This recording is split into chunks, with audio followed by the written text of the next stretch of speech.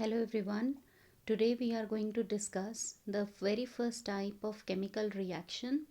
Like yesterday, we have discussed that depending on the nature of the reaction, the chemical reactions they are of seven types. So today we will start with the very first type of chemical reaction, and it is called as combination reaction.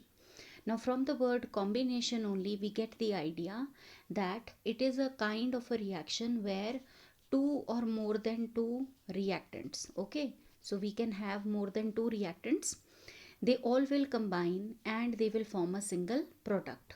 So this is a combination reaction, a reaction in which two or more reactants, right, it can be two reactants, it can be more than two reactants, so they combine and they form a single product. So a single product is formed, all the reactants they will combine with each other and only we get a single product in the end. So such a type of reaction is called as a combination reaction, right? Let us examine some of the examples of combination reaction. For example, if we take some calcium oxide is solid, okay, and we add calcium oxide into water, so that is liquid, it will result in the formation of an aqueous solution of calcium hydroxide. So this is the aqueous solution, and this aqueous solution of calcium hydroxide is also called as slaked lime, okay. So this is the common name of calcium hydroxide solution. And one thing that we all need to understand, whenever this reaction takes place, lot of energy is released in the form of heat, and we all should know that heat is also denoted by a symbol of triangle, right? So whenever calcium oxide, right, so the calcium oxide is the chemical name of it, but what is the common name of calcium oxide? It is quicklime. It is quicklime, okay. So the quicklime, it reacts with water, result in the formation of calcium hydroxide. The common name is slaked lime, and result in the formation, or it the reaction, whenever it takes place, there is a lot of release of energy in the form of heat.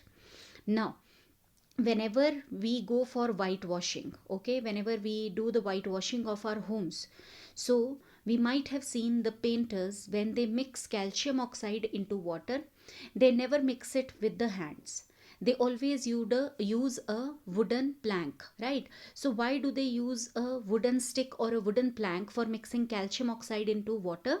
Because the moment we are going to mix it, there will be lot of generation of heat in that container, and if we try to mix it with the naked hand, then it may cause burns also, right?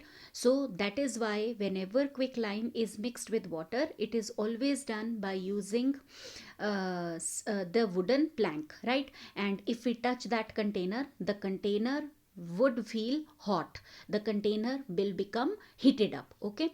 Now just have a look on to this reaction. So how many reactants were we having? So we were having two reactants, right? They both were combining with each other, and how many products were they forming? A single product. So this is a kind of combination reaction. Here two reactants were combining and forming a single product, okay.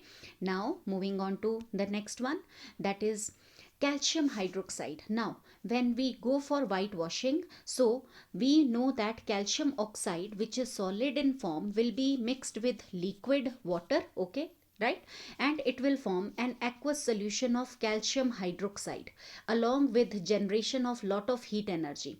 So now this is the calcium hydroxide which is applied on the walls, okay. So what do we apply on the walls when we are doing the whitewashing? It is calcium hydroxide, right? But we might have also seen that when we apply a layer of calcium hydroxide, so that layer is very thin, we can see the cement also behind that whitewash. So why that happens? Because calcium hydroxide, it is a very thin layer, okay, but that calcium hydroxide, after 2 to 3 days, or in a duration of 2 to 3 days, it is going to react with the carbon dioxide that is present in the atmosphere. So a new substance will be formed on the walls, and that will be calcium carbonate along with some moisture, and moisture is also H2O. Okay, the moment calcium carbonate is formed, it will give shiny finish to the walls. Okay, so we get this shiny finish on the walls after 2 to 3 days. So remember this. So why do we get it after 2 to 3 days? Because a slow reaction is taking place on the walls. That calcium hydroxide that we have applied, it is going to react with carbon dioxide that is present in the atmosphere, and in a duration of 2 to 3 days a new substance will be formed, which is carbonate. And calcium carbonate is the substance which gives shiny finish to the walls. And it is very interesting to know that calcium carbonate, it is the chemical name of it, but it is commonly also called as marble. Okay, remember this. We also call it as marble. It is also called as limestone. Okay, commonly these are the common names. And it is also called as chalk. So the chalk that is used in schools on green boards or black boards, so that chalk is also calcium carbonate, right? So marble, limestone and chalk, they are the common names of calcium carbonate. And calcium carbonate is the chemical name of CaCO3, right? So now let us see some other examples of the combination reaction. For example, we burn coal, right? So what is coal? Coal is a form of carbon, right? So what is coal? Coal is just carbon, and carbon is solid. Coal is solid. When we burn that, so we all know that for burning we need oxygen gas. So actually the coal is reacting with oxygen, and it results in the formation of carbon dioxide gas. So now it is also an example of a combination reaction, because there were two reactants and they combined to form a single product, right? So this is also one example of combination reaction. Let us move on to one more example. Suppose the formation of water.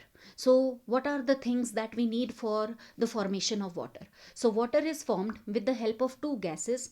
One is hydrogen gas, and the other gas that we need is oxygen gas, which is denoted by the symbol O2, right? And when both the gases, they react with each other, which with each other under suitable conditions, they result in the formation of water, which is liquid H2O, right? And now if we balance the reaction, the balanced form will come out to be something like this, right? Now how many reactants are there? There are two reactants, R1 and R2, and both the reactants, they combine with each other and form a single product. So now I guess it is clear that what is a combination reaction. It is a reaction in which two or more than two reactants, they combine with each other and they form a single product, right? So any that kind of reaction is called as a combination reaction, right? Now with this we come to the end of this topic, the very first type of reaction. We are done, and I hope you are clear with the combination reactions. Thank you everybody.